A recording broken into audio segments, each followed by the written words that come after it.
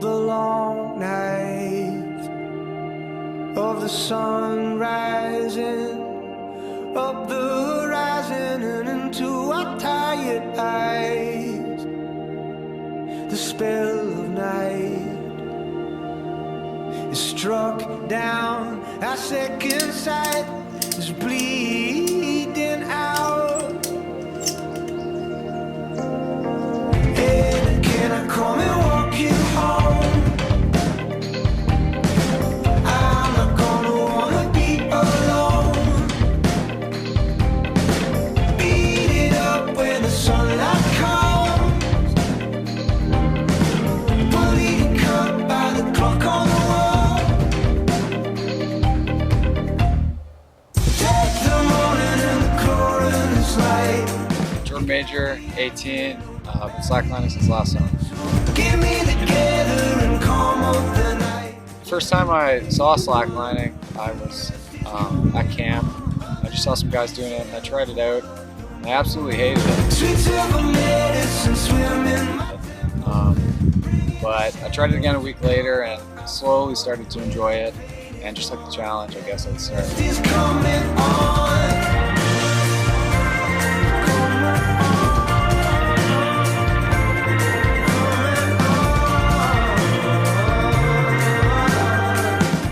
I slackline for a couple different reasons, but one of the big ones is when I get out on the line, it kind of calms me down, relaxes me, and clears my mind, and it's a good time. So I'm Michael. I am 17 years old and I've been slacklining since 2013. My inspiration to start slacklining came from a worker at Radical Edge whom I was friends with. I was in there one day buying some new sneakers and they were like, "Hey, have you ever tried slacklining?" I was like, "No, what's that?" And they showed me the nice slacklines they had in store and I picked one up. Do I have an inspiration in slacklining? Not exactly, not any one person. I mean, most of the inspiration comes internally of wanting to improve yourself and wanting to like go past what you've already done on the slackline, the progression.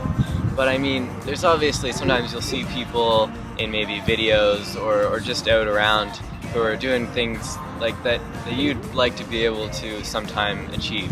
I think the big thing is that it teaches you to be humble, because you can be slacklining in your backyard and think you're the greatest slackliner around, and then you step out on a longer line and you maybe take 2 steps and fall, and it teaches you humility pretty quick. Highlining definitely kind of scares me a bit.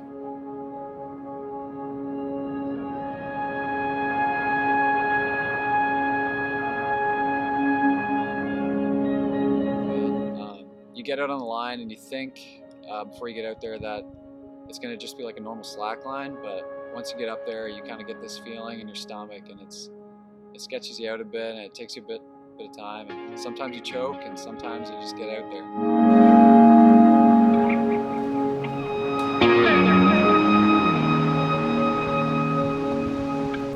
What are the requirements for setting up a high line? Well, you got to have your high line itself, and then you got to have the tree savers to protect the trees, because you know that's what's saving you up there.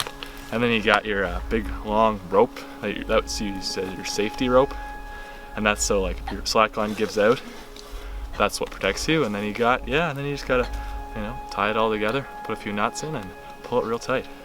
There's no real way to prepare. You just kind of have to trust your gear and get out there. I think mentally it's probably different for everybody, but for me it's just hard to get my focus while I'm on a high line, because once you start walking you just think about falling and then you fall.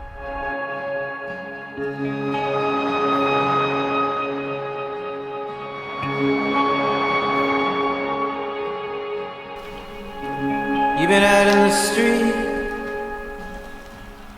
talking about the war with me. So highlining is something that I'm not used to, and it's something when I'm out there I'm pretty uncertain and I'm not comfortable and it doesn't relax me. And I think the idea of me being able to relax in such a dangerous and uncertain scenario is kind of attracting to me, and I kind of want to be in control of myself in that dangerous situation and be able to breathe while I'm in a place most people would never dream of going.